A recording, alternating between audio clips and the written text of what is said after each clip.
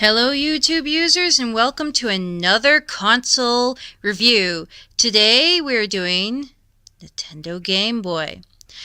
Now, the Nintendo Game Boy, which is an 8-bit handheld system, was originally released in April 21st, 1989.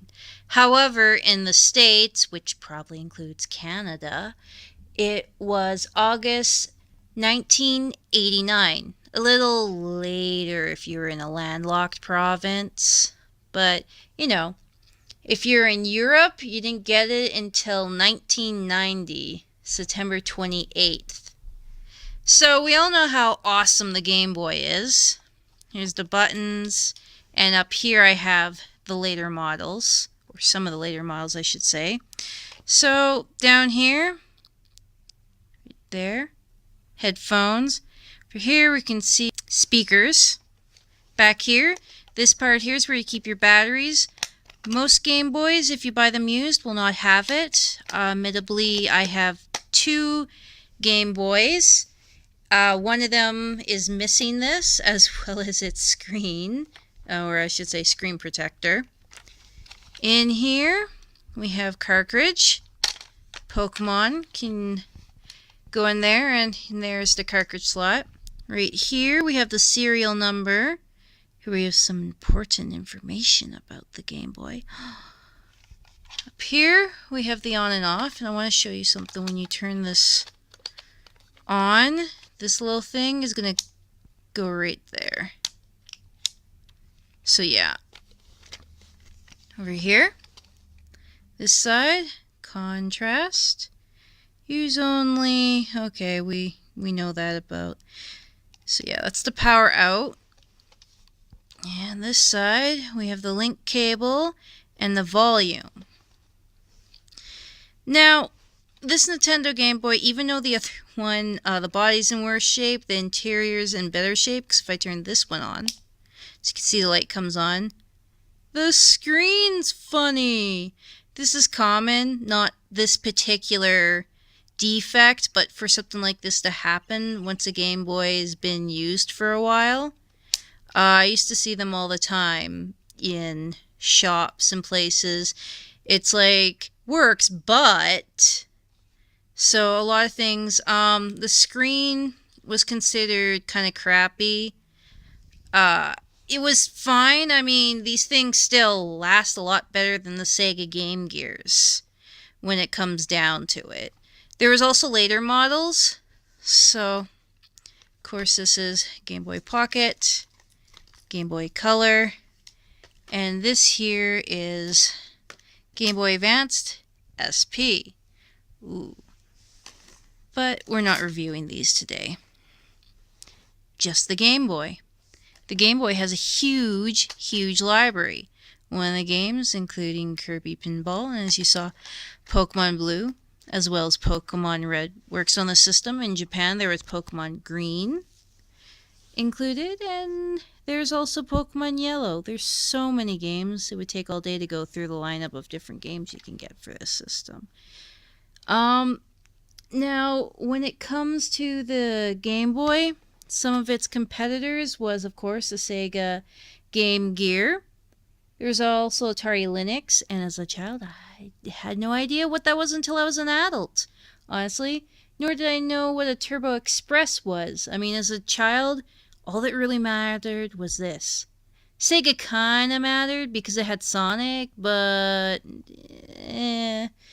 other than Sonic, this was where it was at.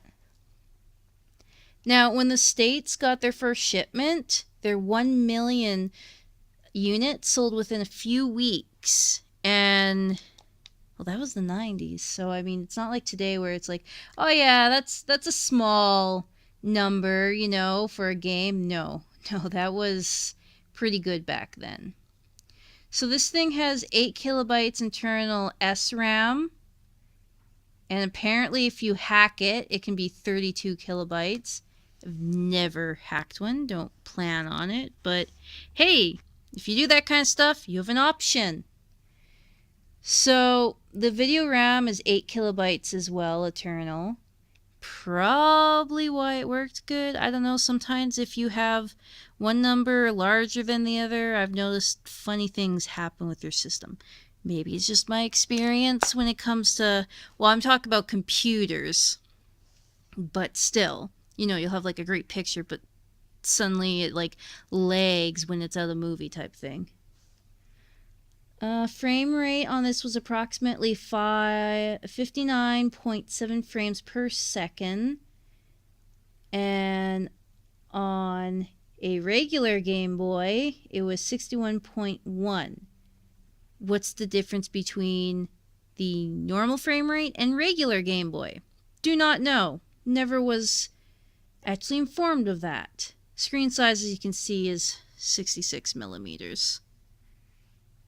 Its power, 6 volt or 4 AA batteries. You're not supposed to mix them. Do not mix them. It is bad for the system. I mix them all the time. But don't do it, because apparently it's going to like explode into a million pieces and eat your face. Because there's a big, big warning on all the consoles that you should not do that. These things came packed with Tetris. Probably why I keep getting copies of Tetris given to me. I actually own 3. And I imagine I will acquire several more. I don't know how. They just end up in my collection. They take up so little space that I don't really do anything about it. Now let's hear the sound. Turn it up. So some people hate the sound. I personally like it. I am happy that there is it's a music software where you can make your own music, put in scores and stuff using basically the chip that would have been in here for sound.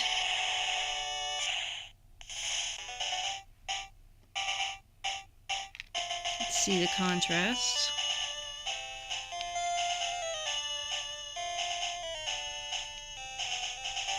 I mean, Pokemon was where it was at, right? So it's fitting to put it in here, even though Tetris was the built-in game. Pokemon's really what solidified the Game Boy empire. I mean, hey, that's why people call these things Pokemon machines, right?